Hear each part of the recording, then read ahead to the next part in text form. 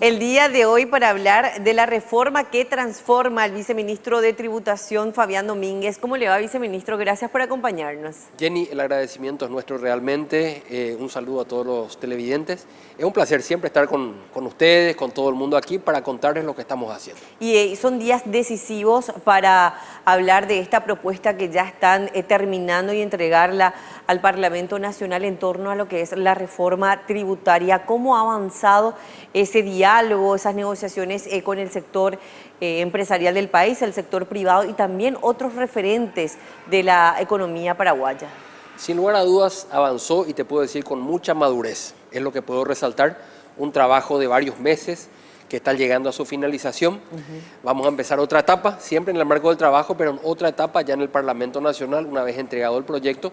Pero podemos destacar el amplio nivel de consenso que hay dentro del proyecto, también un aspecto de disenso respetuoso para que todo no sea perfecto, obviamente, pero cuando hablamos de impuestos es muy difícil que el 100% esté de acuerdo con estas políticas. Conste que no hay suba de impuestos, sí hay una redistribución de carga, se hace o se completa la deuda histórica que tenía el sistema tributario para con la población paraguaya en el sentido de otorgar más justicia, más equidad al sistema, cumplir el artículo de la Constitución Nacional que establece que la creación y vigencia de los impuestos tienen que atender a la capacidad contributiva de la población, y es lo que hicimos. Le dimos algo más de potencia a algunos impuestos, como el impuesto a la renta personal, en donde van a tener un mayor sacrificio fiscal, sí, algunos sectores como ser los propietarios y accionistas de empresas. Y vamos a explicar enseguida por qué. Ahora, sí, el común denominador del pueblo, los asalariados, los trabajadores, van a poder seguir deduciendo todo. Es decir, no hay cambios en cuanto a las reglas. Incluso se contemplan tasas progresivas más bajas. Hay una tasa de 8, de 9 y de 10%, según el ingreso que tenga la persona. Por otro lado, lo que hicimos también fue paralelizar las reglas de liquidación de impuestos al sector agrícola, pecuario con el sector comercio y servicios. Hasta antes de esto, el sector agrícola y pecuario tenían una menor carga tributaria y el sector comercio y servicios tenía una mayor carga tributaria. Hoy se les iguala la cancha a todos, compiten en igualdad de condiciones y con las mismas reglas de juego y mismas tasas impositivas. Bien, la mochila era más pesada para industriales en algunos puntos y sin lugar más a dudas liviana para algunos productores. Para el sector del agro era más liviana. En este caso, hoy tienen exactamente, por parafrasearte, la misma mochila. Y en ese sentido, con estricto rigor de justicia, fue lo que hicimos. Y no solamente eso, no termina ahí. Resulta que el comercio y los servicios y la industria no tenía posibilidad de trasladar las pérdidas fiscales hacia ejercicios anteriores. Hoy con la ley la tienen. Es decir, también se puso justicia a eso, porque el sector agro sí tenía, el sector comercio no tenía. Entonces, mismas reglas, en positivo y en negativo para ambos. Una de las ventajas. Claro. Y por otro lado, algo muy importante de esta ley, para todas las micropymes, los microemprendedores, van a ser las reglas mucho más sencillas para tributar aquella empresa pequeñita. A usted, señor, que tiene un pequeño comercio, que tiene un puesto de comidas en la calle, que no tiene RUC. ¿Y por qué no tiene? Porque era muy complicado conseguir RUC. Hoy le hacemos la vida más sencilla. Le facilitamos las reglas de juego. Le bajamos, digamos, los impuestos a su mínima expresión, en donde van a pagar esas empresas pequeñitas, van a pagar un impuesto que les va a alcanzar alrededor de 1.000 guaraníes por cada millón que vendan.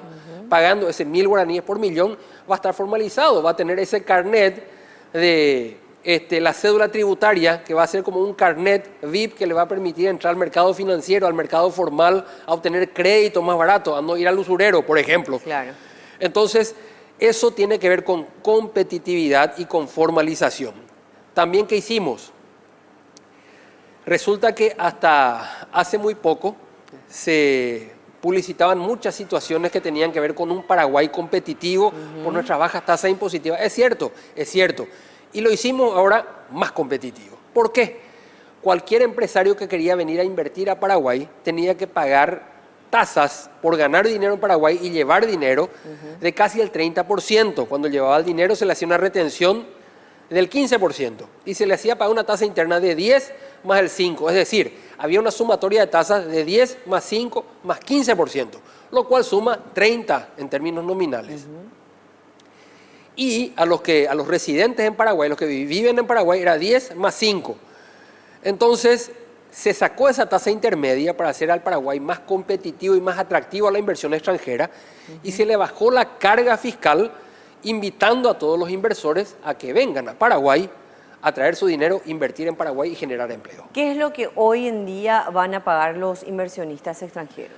Van a pagar, obviamente, por invertir en Paraguay la tasa a la ganancia de 10% y una retención del 15% si llevan su dinero al exterior. ¿Ok? Entonces, si lo reinvierten aquí, quedan 10%. En 10%. Igual, los que vivimos acá en Paraguay, los empresarios, si reinvierten su dinero, no van a pagar ninguna tasa adicional tampoco y la tasa quedaría en 10%.